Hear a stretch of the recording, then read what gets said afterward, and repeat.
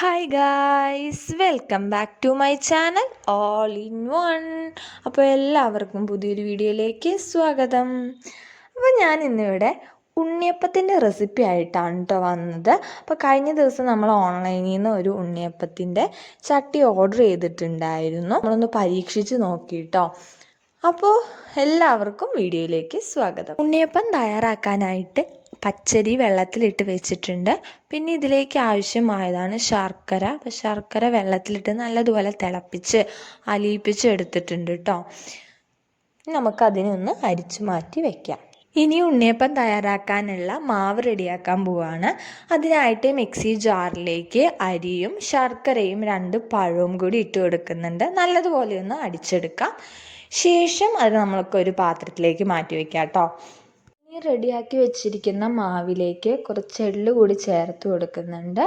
ശേഷം 2 സ്പൂൺ പഞ്ചസാര പൊടിച്ചതും കൂടി ആഡ് ചെയ്ത് കൊടുക്കുന്നു.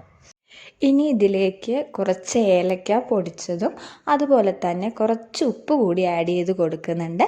ശേഷം എല്ലാം കൂടി നന്നായി ഒന്ന് മിക്സ് ചെയ്ത് എടുക്കുന്നു.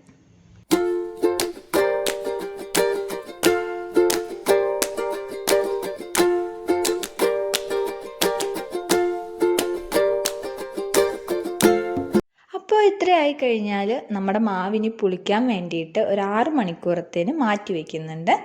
അപ്പോൾ 6 മണിക്കൂർ കഴിഞ്ഞിട്ടുണ്ട്. മാവ് നല്ലതുപോലെ പുളിച്ച് റെഡിയായി വന്നിട്ടുണ്ട്. ഇനി ഇതിലേക്ക് നല്ല ഫ്രൈ ചെയ്ത് തേങ്ങാക്കൊത്ത് കൂടി ആഡ് ചെയ്ത് കൊടുക്കണം. അതിനായിട്ട് നമ്മൾ തേങ്ങാക്കൊത്ത് ചെറിയ ചെറിയ കഷ്ണങ്ങളായിട്ട് വളരെ തിന്നായിട്ട് അരിഞ്ഞെടുക്കണം.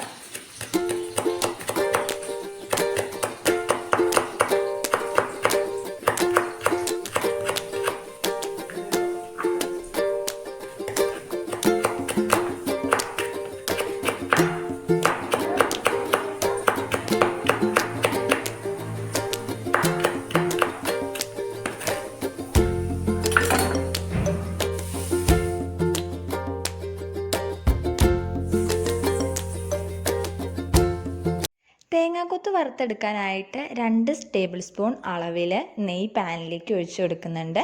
നെയ്യ് ചൂടായി കിട്ടിയതിന് ശേഷം അരിഞ്ഞു വെച്ചിരിക്കുന്ന തേങ്ങാക്കൊത്ത് ആഡ് ചെയ്ത് കൊടുക്കുന്നു. ഇത് നല്ലതുപോലെ ഒന്ന് ഫ്രൈ ചെയ്ത് കൊടുക്കാം.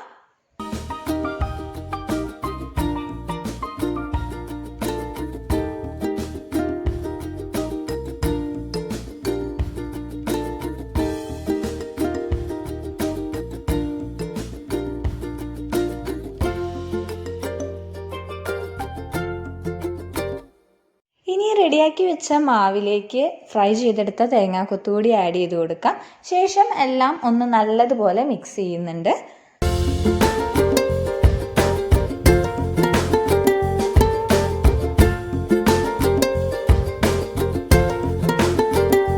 ഇനി ഉണ്ണിയപ്പം തയ്യാറാക്കാം. അതിനായിട്ട് സ്റ്റൗ ഓണാക്കിയതിന് ശേഷം അതിലേക്ക് ഉണ്ണിയപ്പത്തിൻ്റെ പാത്രം വെച്ച് കൊടുക്കുന്നുണ്ട്.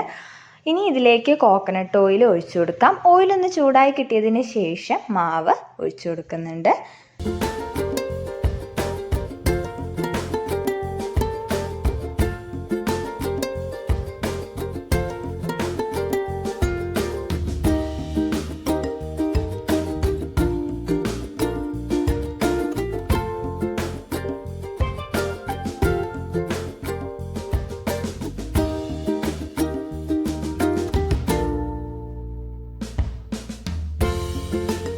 എപ്പോഴും മീഡിയം ഫ്ലെയിം മെയിൻറ്റെയിൻ ചെയ്യുക കേട്ടോ. അപ്പോൾ ഒരു സൈഡ് ഫ്രൈ ആയി കിട്ടിയതിന് ശേഷം അതിനെ തിരിച്ചിട്ടിട്ട് മറ്റു സൈഡ് കൂടി ഫ്രൈ ആക്കി എടുക്കണം.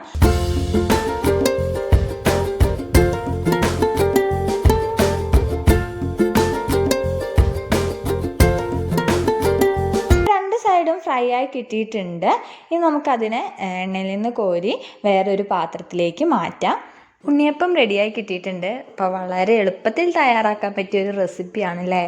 അപ്പോൾ വീഡിയോ ഇഷ്ടപ്പെട്ടെങ്കിൽ എല്ലാവരും ലൈക്ക് ചെയ്യുക, ഷെയർ ചെയ്യുക, നമ്മുടെ ചാനലൊന്ന് സബ്സ്ക്രൈബ് ചെയ്യുക. അപ്പോൾ പുതിയ വീഡിയോ ആയിട്ട് വരുന്നത് വരെ എല്ലാവർക്കും ബൈ.